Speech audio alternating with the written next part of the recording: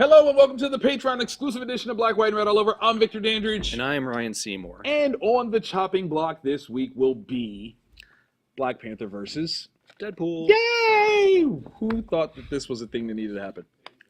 Well, I mean, we've had other ones. We've had Deadpool versus Punisher, Deadpool versus the Marvel Universe, Deadpool versus Old Man Logan. Right. Deadpool versus Common Sense. Deadpool. Like, there's a lot of Deadpool stuff out there. Deadpool versus my wallet. I get that. And some of it is really, really, really, really amazing. Right. And others of it, they are cash grabs because Deadpool's popular. Yeah. Now, this was suggested as a read, and when I saw it, I didn't think it was real. I was like, "That's not a real book. There's no way. Like, that's not real. Like, what are you talking about? It's real. It actually exists. Yeah. Not only does it exist, it's actually illustrated by Ricardo Lopez Ortiz, who did the Hit Girl Columbia series that we enjoyed a lot. So I was kind of like, oh, all right. Had a familiar, comfy feel to it. Written by Daniel Kibblesmith. I'm not familiar with him. Neither am I. I almost, when I read that, I didn't think it was a real name. Yeah. It's like Wando or something. Right, I was like Kibblesmith. Kibblesmith. Of the New England Kibblesmiths. Like, I didn't think it was a real name. I didn't. I was like, this is a pseudonym. This can't clearly. All right, so jumping right into this, you open it up. It's got Ricardo's very loose, very cartoonish style, which I think kind of sets the tone when you're like, okay, well, we're dealing with, Deadpool in some capacity. We need it to be as wild and crazy as possible. But we have this very interesting question. It starts off very stoic. Yeah. How do you become a king? It's a good question. That is a good question. It's just, you're not born a king. No. In the case of T'Challa, he was born a prince. He only became king when his father died. Yeah, but not even really at that moment, because he had to go through other trials and tribulations to become the king of Wakanda, the figurehead. Exactly. So it becomes this very interesting sort of high concept thing. Yeah. And literally at this point, I was like, well, maybe this is going to be something really deep, really interesting. Let me keep going. Yeah. And so we see Shuri and T'Challa are walking through the marketplace, and there's a lot of stuff going on. There's people everywhere. Yeah, like holograms. Yeah. There's someone dressed like Deadpool. Which is hilarious in its own way. And what you see is that this is, I'm not going to be able to say this. Not their way. So I'm going to do the English translation. Wakanda's Night of the Dead. Yeah. Essentially their Halloween, if you will, where the walls between the living world and the death world are super thin, and so you can walk with, your ancestors essentially. You've got, Wakandans dressed up as monsters and different ghosts, but also as heroes. Yeah. Very interesting sort of young lady dressed up as Black Panther, which is super cute, super duper cute. Her baby cry face. Yeah. Because the thing is, and her reason for crying, because T'Challa gives her a candy, right? And she starts crying not because she's scared, but because she doesn't have anything to give the king. To get back to the king, not just to him, but to the king. Like, they are fully aware of who he is, which is so great. Because in fact, she even asks, she's like, "Are you Black Panther?" And he's like, "I am." She's like, "So am I." And you're like, "Yeah, cool." One of the really cool things about this too is the level of respect and love that the people and T'Challa have for each other. True. They're walking through a market with a festival, just him and his sister. Right. No one's bothering them. Yeah. No security. That's true. Nothing. It's just a man among his people, which I thought was really cool. And this is one of the things that I didn't like about the book. Well, all right, you want to back that up? This I really love because, like you said, are we going to look at something really, really deep? And that's what it's given me. Exactly. And then when it hard switches, you're like, yeah, whoa, what a, like you went from first to fifth, and ow, gears are grinding. Yeah, I agree. Because imagine, like we talked about in the non-free version or the free version, how like if this had been a straight story where it was T'Challa and then Deadpool comes and Deadpool was like, hey, I need this help. Right. That kind of goes in the question of like, well, yeah, I can help my people. I've got the access to the vibranium. Maybe you can help the world. Let me see what we got. Let's do this. Let's see what we got here. And then we It's a strange thing. What cracks me up though is in this panel here, Candy from America. It is essentially a small amount of poison, but the Black Panther is strong. I'm like, how do you feel about candy, bro? Like, wow. You're not a fan of the Kit Kat bar? So hardcore. All right, so after only 4 or 5 pages? Yeah. In Wakanda, 1, 2, Yeah. 4 pages. 4 pages. We switch gears, and it's a hard shift. Yeah, it's a hard shift. Clearly, Kibble Smith is more inclined to write Deadpool. There's a lot more on the page even for the Deadpool scene that we turn to action than what we had before. Dialogue, the whole nine. Fourth wall. Like it's, I mean, he's a fun. I can imagine from a writer's perspective, you can do a lot. Sure. And you can throw the rules out the window and just go crazy. But at the same time, you have a story to tell. And you have to be very careful with this. So Deadpool is reading Scary Richard's Busy Berg. That's the worm with the hat, right? That's I think so. But he's reading this while driving a school bus filled with children. Yep. Away from the wrecker, right? Who's driving something else, wants to kidnap the kids because private school kids, a lot of money for ransom, blah, blah, blah, blah. Which is his master plan. Wrecker is literally driving a wrecking ball thingy on the bridge, which isn't safe. Yeah, I was gonna say that feels not safe. It's not safe at all. But in this regard, like he's got this plan that he's gonna kidnap these kids. Deadpool has somehow found out about this. And is intervening. He is being a hero right now. Which is great. You gotta love Deadpool for that. We do a quick little aside, and we see Stan Lee talking to people. Okay, it's not Stan Lee, but it is Stan Lee. It's Stan Lee. Like, it is the friendly neighborhood mailman Willie Lumpkin, which everybody knows.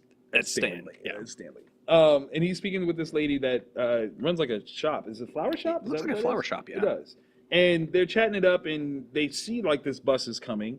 Deadpool, in his infinite wisdom, has decided to give a child the wheel. Yeah, you drive, and then there's another child working the pedals.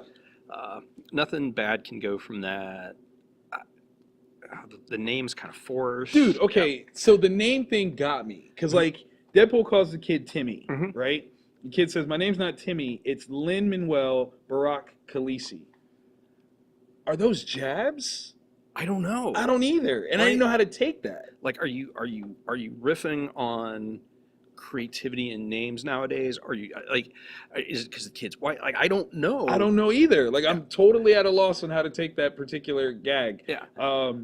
I don't know if there should be a level of offense. I have been listening to Hamilton lately, so the Lin-Manuel is like, what? And then it was Barack. I'm like, what? And then Khaleesi, what? Like, you just don't. Yeah, there's so many, there's so many layers. Like, I don't know how to take this. Yeah. Especially when Deadpool's like, Sigh, of course it is. And I'm like, are you mad, bro? Like, look at here, Wade Wilson. You be quiet. I don't understand your voice. So Wade decides that he's going to jump out the back of the bus onto this big mega death machine that the wrecker is doing. He's got a thermite grenade. He's going to blow off the wrecking ball portion, which falls onto the cab of this vehicle and knocks the Crusher out. Crusher drops his magic crowbar. That sucks. I made you hold on to that. That's kind of like the source of you, and you need it. Just saying. And of course, in the fourth walliness, you know, he mentions the mechanics of the crowbar and that it's obviously going to have a place later. Okay, sure, not a problem. It's Deadpool. It's Deadpool. We're with it. But in the melee, poor Mr. Lumpkins took a piece of shrapnel to the chest.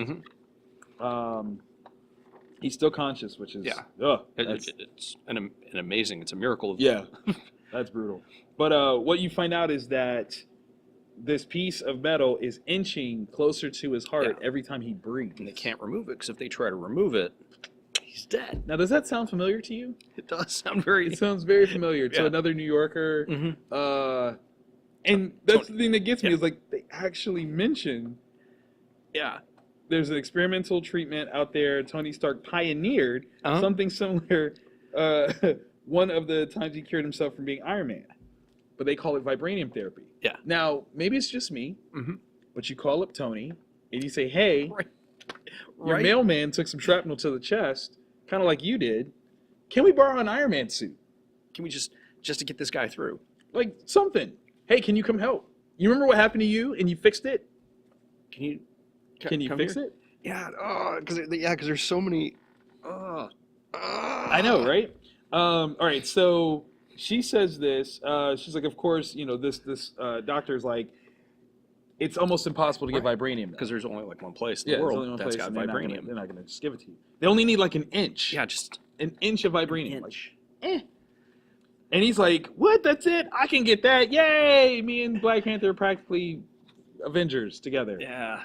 And then the second most interesting thing I found in this comic Yeah. was for Donny Cates' Marvel Knights miniseries. What's ad. Donny Cates not writing these days? I'm just curious. How Not- many? That's going to be the next thing. How many different Donny Cates ads can we collect in one book? We're up to 2, We're up because to this one 2. has the Venom one, which actually looks just amazing. It does, it does. Colt is going to try to resurrect Cletus and Carnage. So bad. Oh my gosh. Oh god. All right. So we're back in Wakanda. Yeah. Boom. They shoot a piece of fruit. Mm-hmm. They meaning Shuri and T'Challa. Yeah. They're testing out some form of technology. Shoot a piece of fruit, and as it has split open, both sides are healed. Yeah. They're not damaged by the splitting. There's an artificial universal donor stem cell surgery without bleeding or infection. So it's something they're working on that will revolutionize medicine in the field. Someone gets hurt in battle, you can operate right there. You don't have to worry about infections or anything. So just another thing where Wakanda is better than everybody else. Literally everyone. What's interesting, of course, is the deepness that exists on the Black Panther side. Shuri actually kind of chastises T'Challa and is like, "Look, this is something that's supposed to help, and you made a gun out of it." And he's like, "Well, I made something that was big so I could test it to make sure it would work before we get into the fine tuning." And she's still like, "But it's a weapon. It's still a weapon, though." Right. So there's even more depth that can be mined from like a real interesting story. Absolutely. And then Moo. Then we have Okoye come in, and she's like, "We have a situation, and it's Deadpool. Deadpool has found his way into Wakanda." Yeah, which is not easy. Which we will get to here shortly. Yeah. I'm sorry. I keep interjecting stuff from the pre-production. No, it's very, very important. He does say Hakuna Matata, Your Majesty, which yeah, a little bit cringy at best. It tiptoes of racist. It yeah, really does. You're like, why did you say that? Yeah, you could have. Out of anything, why that? Yeah. Because he's in Africa? It's... Because remember, that was with lions, not Black Panthers. Yeah. Tone deaf. Right. So, in order to get into Wakanda, what happened was Wade pretended to be an elephant. Yeah, in the elephant costume, and he's saying moo. Yeah. And how? I get there's a level of absurdity that we just have to accept. And sure. But. There's a big but. Wade Wilson wearing an elephant onesie and saying moo should not get him into Wakanda. Not Wakanda. Okay, so as this looks here, we've got very inept zoo transport guys that are basically ready to clock out for the day. That's just cool. Get the elephants on the truck. That's cool. However, once it gets to Wakanda, no one should have allowed Deadpool out of his pen. Yeah. At all. Yeah. I just can't see any of the Dora Milaje, the Border Tribe, not even the Merchant Tribe being like, "Yeah, sure, you can get out of there." They're like, "What are you doing in there? Stay there. Stay there. You're going to stay there until the king comes." Yeah. He's coming to you. You don't get to go to the king. He's coming to you. Yeah. You better hope he doesn't kill you. Like, that's just it. Because the thing is, maybe Deadpool could have got, done right, Panther could have heard what's going on. There's a little bit of evidence or something that Deadpool sends with the people. This was done in the broad daylight. There's video footage. You send it. Ta-da! Yeah, T'Challa shows up, and then we continue with the story. But instead, the more we talk about it, the more I hate this book. I'm sorry, because it's really one of those things where this could have been something really interesting, but overtly it's kind of a joke, and it hurts my feelings. So he tells T'Challa that he wants a piece of vibranium this big, and T'Challa makes a presumption that what Wade wants is to make a bullet. Yeah. Okay, I get the presumption. But why then does Wade not explain himself? Yeah. Because he clearly has the opportunity, and instead he goes into and explains the formula for this kind of story. But that's not why you're there. Right. You're there to get vibranium to help this person. Yeah. You literally could have said, "There's this guy that has a piece of shrapnel in his chest. And that could have been funny too. Like, if he says this, and the whole time T'Challa's like, Tony is fine. And he's like, but wait, I'll show you. Yeah. He's not talking about Tony Stark. Right. That's hilarious too. T'Challa's thinking it's Tony this whole time. Yeah. And it's this random mailman. Yeah. That's a Deadpool-worthy situation. I'm sorry. Like that. Ah. All right. So, because he decided that he was going to explain what this team-up was going to be, instead of actually telling him why he's there, T'Challa says no. Yeah. You can't have it. Which I don't blame him. Right. Like, no. So then he's like, look, you're a problem. You've murdered people all the time. Yep. You cause all kinds of trouble, and chances are you've either done something wrong or you're gonna do something wrong. So what is it? Yeah. And of course, Deadpool, because he feels responsible, is like, I rather than saying like, yeah, you're right, I did, and I'm trying to fix it. Yeah. This will fix it. Here's how. Like, it's that simple. Instead, he fights, pulls out swords. I don't... Opting to, quote unquote, live within the formula. Yeah. It was a mistake. Yeah. He should not have done this. Deadpool is a great fighter, very powerful. You don't go to Wakanda and pick a fight with the Panther. Yeah. Unless your name is Killmonger and Deadpool just ain't, you just don't do that. Yeah. You will get your tail feathers plucked up in his piece. Yeah. Yeah, there's so many levels because you got Shuri there. You've got all the... Ancient Future is there. You just don't. Yeah. It's not going to help you. Now, I'm going to pick this apart even more in just a second. All of a sudden, Deadpool gets shot by this device.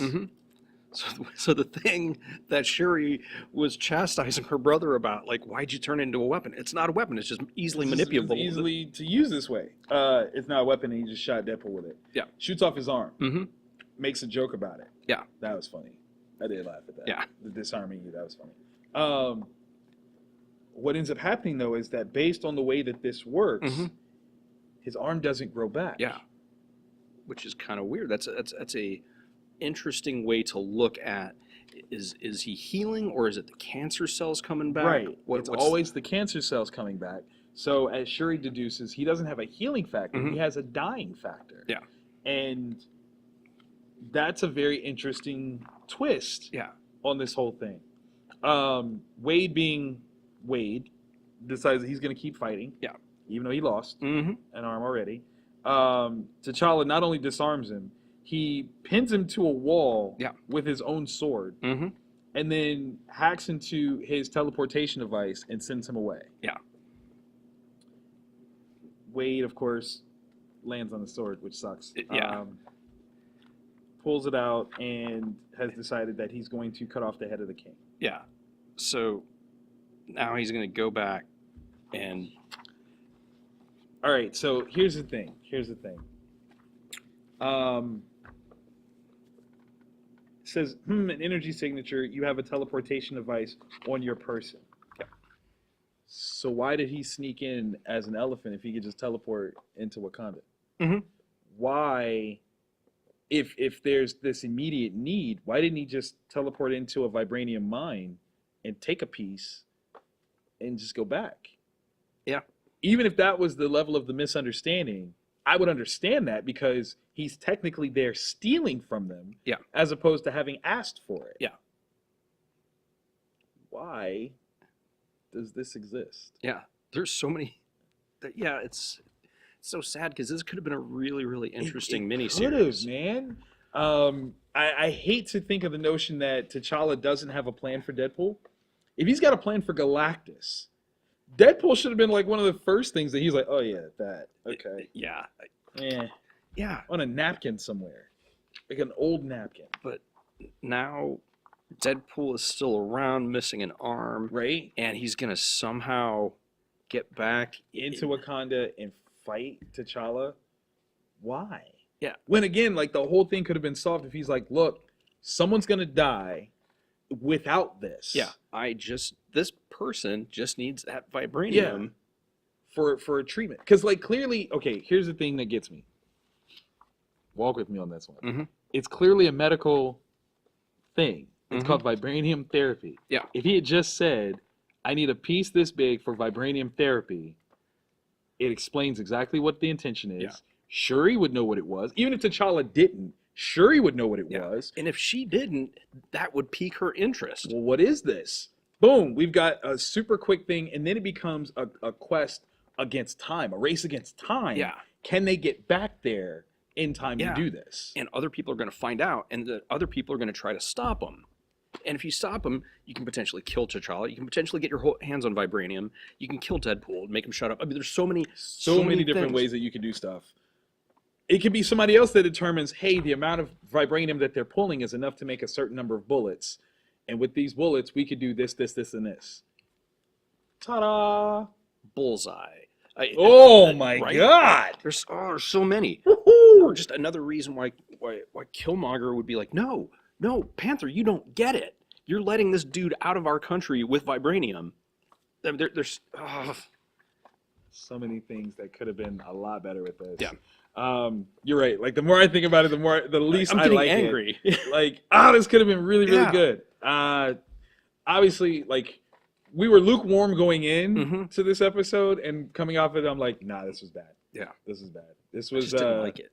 Yeah, this was somebody that had a clever idea, I'll give you a clever idea. Yeah, there was enough for a pitch. Yeah, and Marvel's like, yeah, do it. Try it. The execution just kind of fell short for me. So, sorry, not sorry.